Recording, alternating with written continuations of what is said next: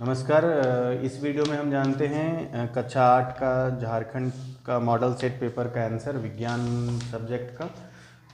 पिछले कुछ वीडियोस में 2-3 पार्ट्स में हमारा था मैथ्स का, इसमें विज्ञान का देखते हैं। कोशिश करेंगे एक ही वीडियो में ख़त्म करने का, और अगर वीडियो बहुत लंबा हो गया तो 2 पार्ट्स में कर देंगे इसको।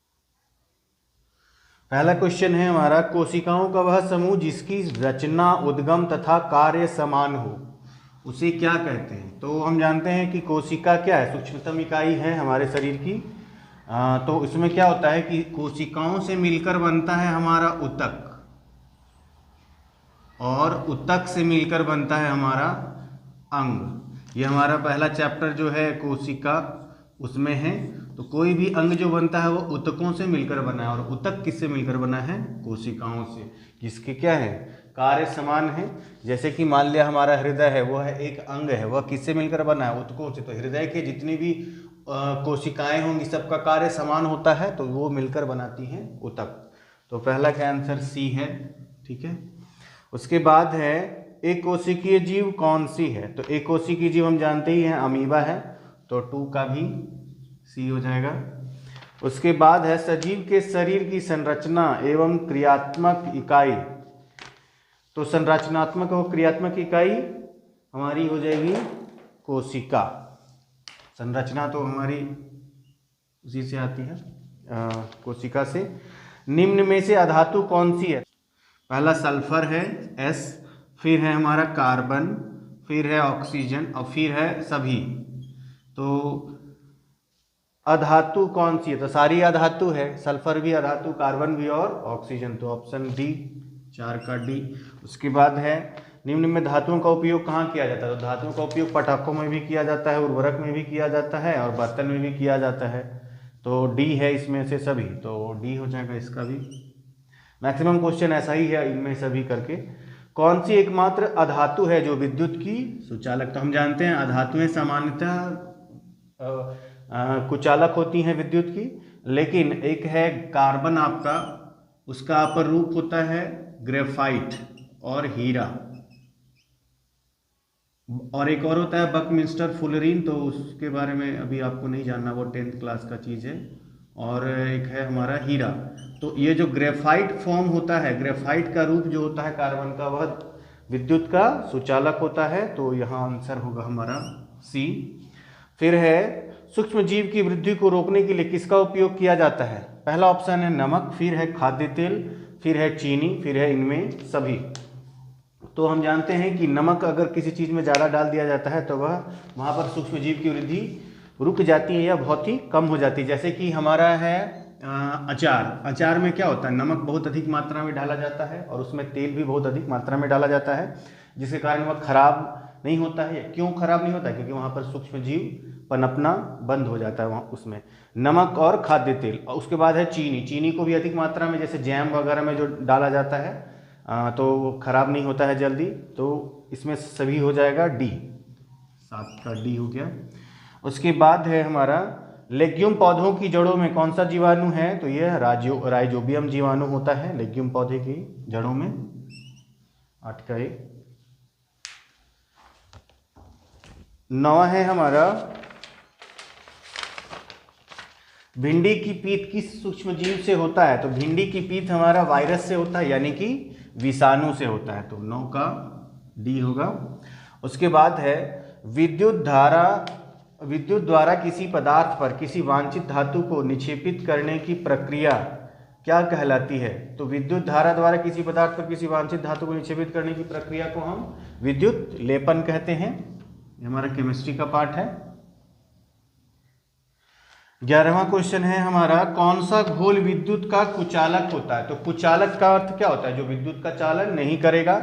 तो इसमें ऑप्शन है नींबू का रस, नल का पानी, सिरका और आसुत जल। तो इसमें आंसर होगा आसुत जल। अब क्यों आसुत जल विद्युत का चालन नहीं करता है वो जानते हैं।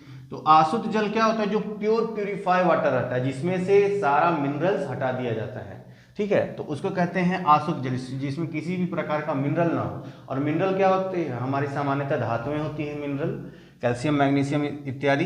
तो आसुत जल में धात्विक लवण की मात्रा एकदम नहीं होती है, जिसके कारण क्या होता है कि यह कुचालक होता है। मतलब कि क्योंकि पानी क्यों, उसमें पानी में करंट क्यों आता है, क्योंकि उसमें कुछ धात्विक लवण होते हैं, तभी अगर पानी उसमें से धात्विक लवण निकाल दिया जाए वह पानी कुचालक हो जाता है, जैसे कि आरओ वाटर आपका कुचालक होता है। ठीक है, तो इसमें आंसर हो जाएगा हमारा डी। उसके बाद है विद्युत अपघटन। विद्युत अपघटन क्या होता है, जैसे देखिए कोई बर्तन है हमारा, बीकर वगैरह कोई भी बर्तन हो, उसमें अगर कोई सॉल्यूशन है, कोई लवण का विलयन है, ठीक है, और इसमें से 2 प्लेट लगा दिया जाए और उसके बाद उसमें से करंट दौड़ा दिया जाए, ठीक है, तो अगर इसमें से करंट जाएगा, करंट पास होना जब शुरू हो जाएगा तो क्या होगा कि इसके कुछ तत्व टूट, मतलब कि ये जो विलयन है वो अब टूट जाएंगे।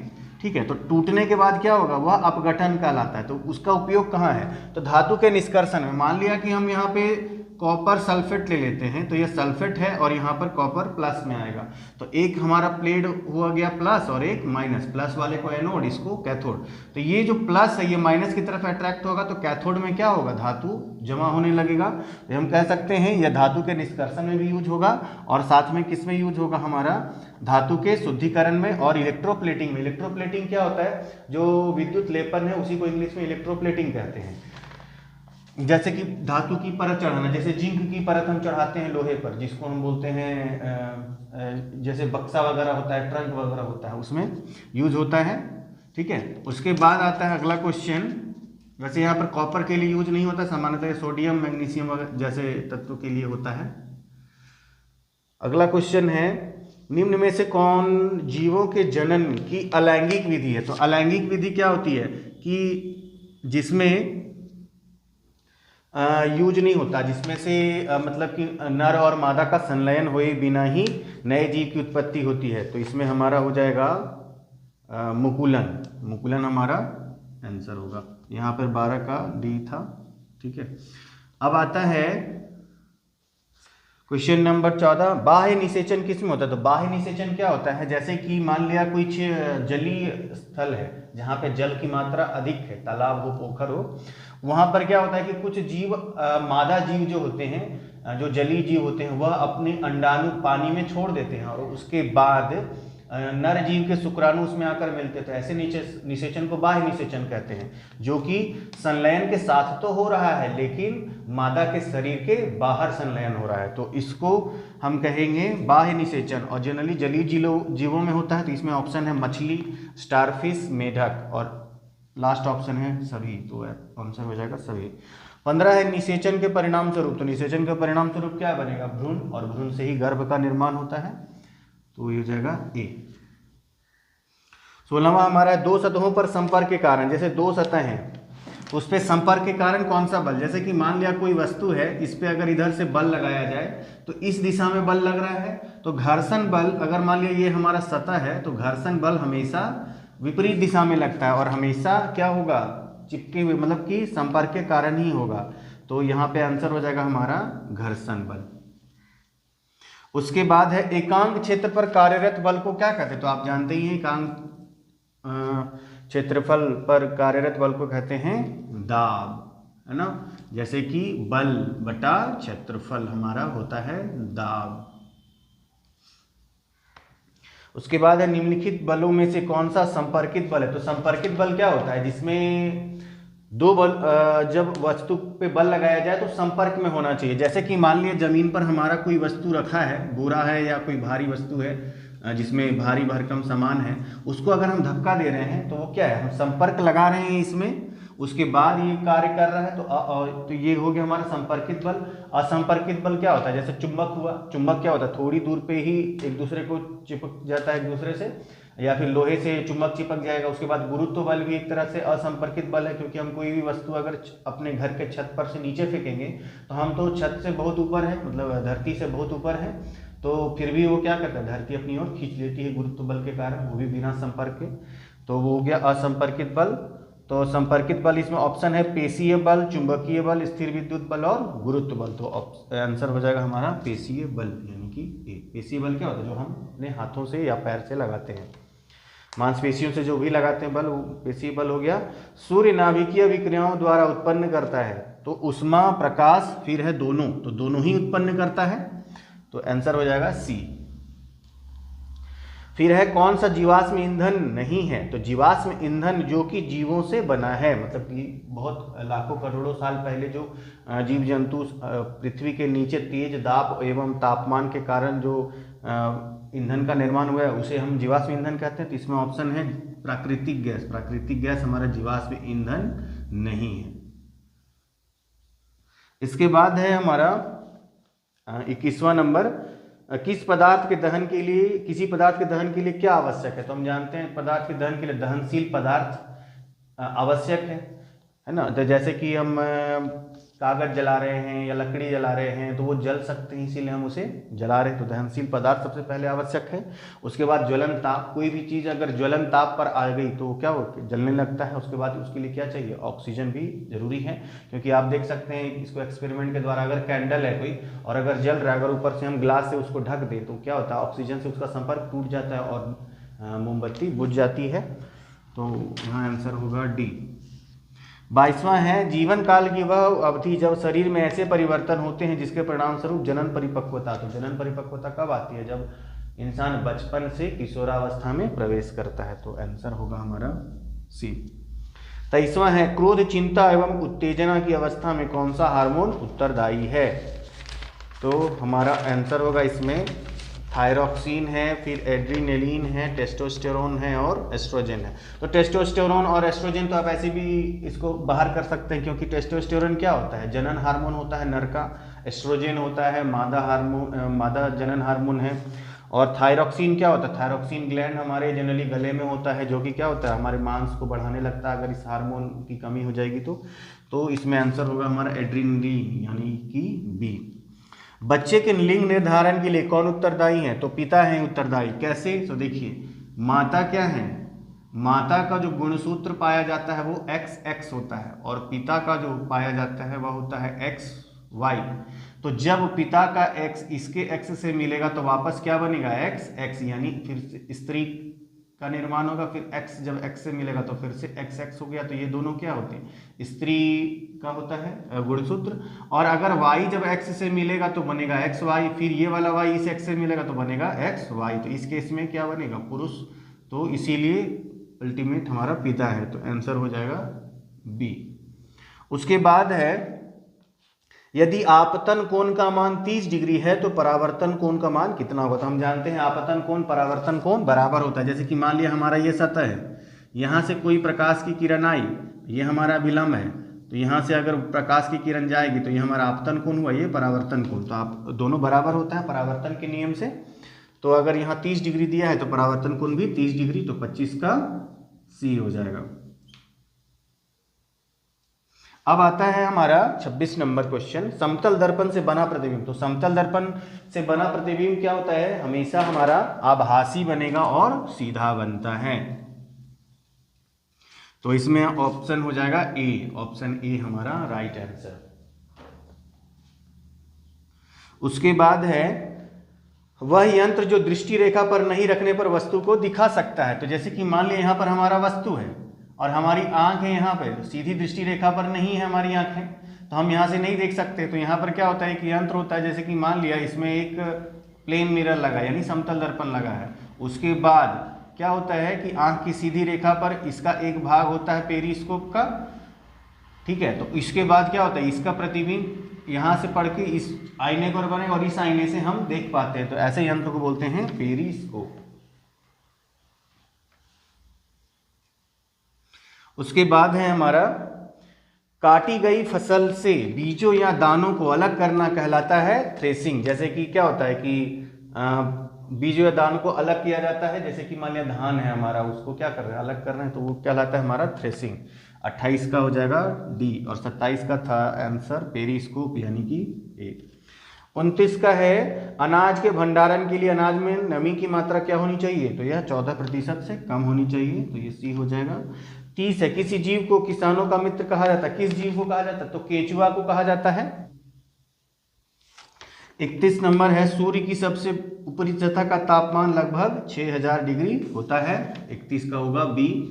32 का है, निम्न में से कौन सा प्राकृतिक उपग्रह है, तो सूर्य, चंद्रमा, ध्रुव तारा, आर्यभट्ट। तो आर्यभट्ट तो हमारा कृत्रिम उपग्रह है, हमारे भारत का पहला उपग्रह आर्यभट्ट था। उसके बाद है कौन प्राकृतिक उपग्रह है, तो सूर्य तो ग्रह है ही नहीं, ये तो ग्रह है ही नहीं, तो उपग्रह कहाँ से होगा। उसके बाद बचता है केवल चंद्रमा, चंद्रमा हमारी पृथ्वी का प्राकृतिक उपग्रह है, तो 32 का होगा बी। 33 है हमारा, किस ग्रह का द्रव्यमान सबसे अधिक है, तो बृहस्पति सबसे बड़ा ग्रह है, तो इसका द्रव्यमान भी सबसे अधिक होता है।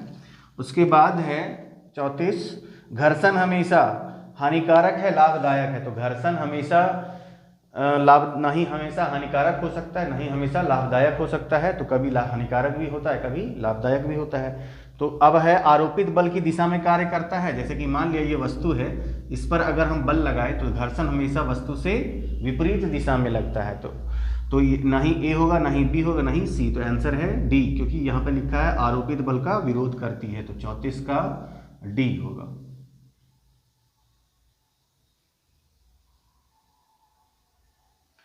अब अगला क्वेश्चन है हमारा 35 यानी कि 35 हमारा कहता है घर्षण निर्भर करता है पृष्ठ की प्रकृति पर, वस्तु के भार पर या दोनों पर। तो घर्षण निर्भर करता है पृष्ठ की प्रकृति पर, तो यानी कि पृष्ठ हमारा कैसा है, पृष्ठ हमारा रुखड़ा है तो घर्षण ज़्यादा लगेगा, पृष्ठ हमारा अगर प्लेन है समतल ज़्यादा है तो घर्षण कम लगेगा। तो वस्तु के भार पर भी निर्भर करता है, और अब जैसे कि मान लिया कि हम यहाँ पर कोई वस्तु रखा हुआ है और इस पर अगर हम एक और वस्तु लगा दें तो यहाँ पर क्या हो गया, भार बढ़ गया। जब वस्तु का भार बढ़ जाएगा तो यहाँ पर क्या होगा कि हमारा बल ज़्यादा लगाना पड़ेगा, और जब बल ज़्यादा लगाना पड़ेगा, क्यों बल ज़्यादा लगाना पड़ेगा, क्योंकि यहाँ पर घर्षण बल हमारा बढ़ जा रहा है, तो भार पे निर्भर करता है और हमारा पृष्ठ की प्रकृति पर। तो आंसर हो जाएगा सी, और डी तो है कोई नहीं। उसके बाद है 36, घर्षण बढ़ाने का तरीका निम्न में से कौन है। तो यहाँ लग रहा है घर्षण बढ़ाने का, पहला ऑप्शन है स्नेहक, तो स्नेहक तो क्या करेगा, स्नेहक तो घर्षण बल को कम करेगा, तो ये ऑप्शन नहीं होगा। फिर है बॉल बियरिंग, बॉल बियरिंग भी क्या करता है, घर्षण बल को कम करेगा। उसके बाद है सतह रुखड़ा कर, तो हाँ, तो सतह रुखड़ा होगा तो घर्षण बल बढ़ेगा, तो आंसर यही होगा हमारा 36 का सी।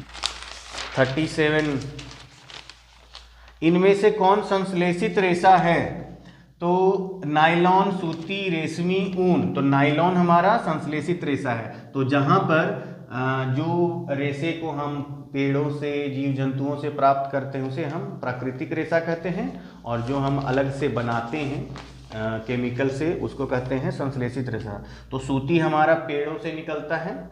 उसके बाद रेशमी जो होता है वो रेशम जैसे कीटों से निकलता है, ऊन भेड़ों से प्राप्त किया जाता है, तो इसलिए नायलॉन आंसर हो जाएगा ए। फिर है निम्नलिखित में से 4R में से नहीं है, तो रिड्यूस भी है, रीयूज है, रिसाइकल है, रिमूव नहीं है, तो आंसर होगा डी। 39 है, इनमें से कौन पिघल जाती है परंतु जलती नहीं है। नायलॉन जो है जलती नहीं है लेकिन पिघल जाती है, तो आंसर होगा हमारा सी। उसके बाद है आवृत्ति का मात्रक क्या है, तो आवृत्ति का मात्रक हम जानते हैं कि 1 सेकेंड में दोलनों की संख्या यानी कि प्रति सेकेंड, यानी कि एस इनवर्स को हम कहते हैं क्या, हर्ट्ज, तो आंसर होगा यहाँ पर हर्ट्ज।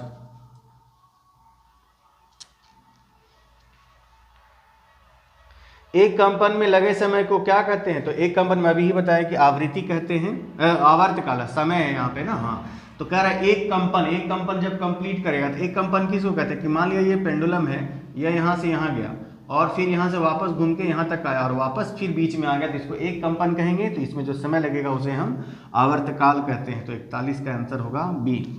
फिर 42 है, ध्वनि संचरित हो सकती है कहाँ पर, केवल ठोस में, केवल द्रव में, केवल वायु या गैस में, ठोस, द्रव, गैस में, तो ध्वनि तीनों जगह संचरित हो सकती है, तो 42 का आंसर होगा डी। उसके बाद है 43, किसी आवेशित वस्तु से आवेश को पृथ्वी में स्थानांतरित करने की प्रक्रिया को क्या कहते हैं, भूसंपर्कन। जैसे अर्थिंग होता है हमारा, तो अर्थिंग के माध्यम से हम क्या करते हैं, बहुत सारा जो आवेश होता है उसको नीचे ले जाते हैं। जैसे उसी सिद्धांत पर हमारा त्वरित चालक कार्य करता है कि जो बहुत ज़्यादा आवेश होता है उसको जमीन के नीचे भेज देता है, तो आंसर होगा हमारा भूसंपर्कन, यानी 43 का ए। 44 है, भूकंप की शक्ति के परिणाम को कैसे नापा जाता है, तो सिस्मोग्राफ द्वारा नापा जाता है, इसके वर्किंग फंक्शन भी हमें पढ़ना है।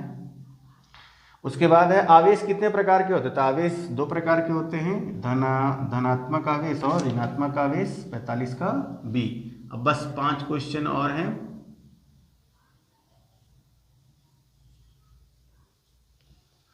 तो 46 नंबर क्वेश्चन है, वायुमंडल में निलंबित सूक्ष्म ठोस या तरल कण के बादल को क्या कहते हैं? तो इसको एरोसोल कहा जाता है, सूक्ष्म ठोस या तरल कण के बादल को। आंसर हो जाएगा हमारा बी। फिर है, वायुमंडल में ऑक्सीजन गैस कितना प्रतिशत है? तो 21% है। ये तो पहले भी 21% लिखी, बी होगा आंसर। वनोन्मूलन का स्थायी हल, तो वनोन्मूलन का स्थायी हल होगा क्या? जितना ज़्यादा से ज़्यादा पेड़ लगाया जाएगा, तो पुनर्वन रोपण, यानी कि 48 का सी होगा। फिर है काला सोना, तो काला सोना हम पेट्रोलियम को कहते हैं, ठीक है। उसके बाद है, कौन सा प्राकृतिक संसाधन नहीं है? तो जल, हवा, सूर्य का प्रकाश, कपड़ा। तो कपड़ा हमारा प्राकृतिक संसाधन नहीं है, क्योंकि सूर्य का प्रकाश हो, जल हो, हवा हो, सारे हमें प्रकृति से मिल रहे हैं, ठीक है। तो ये था हमारा सारा सॉल्यूशन। अगर आपको कहीं पे कोई डाउट हो तो आप दोबारा पूछ सकते हैं, ठीक है। और इसमें और भी हम कोशिश करेंगे जैसे सोशल साइंस वगैरह का सॉल्यूशन लाने का, ताकि आपको और अच्छे से समझ में। कोई ऐसा क्वेश्चन हो जिसमें आपको कन्फ्यूजन हो यहाँ, या फिर मैंने केवल आंसर मैं लिख के निकल गया, तो उस क्वेश्चन को आप कमेंट करें ज़रूर। और अगर हमारा कंटेंट पसंद आए तो चैनल को लाइक करें, चैनल को सब्सक्राइब करें और वीडियो को लाइक करें और शेयर करें।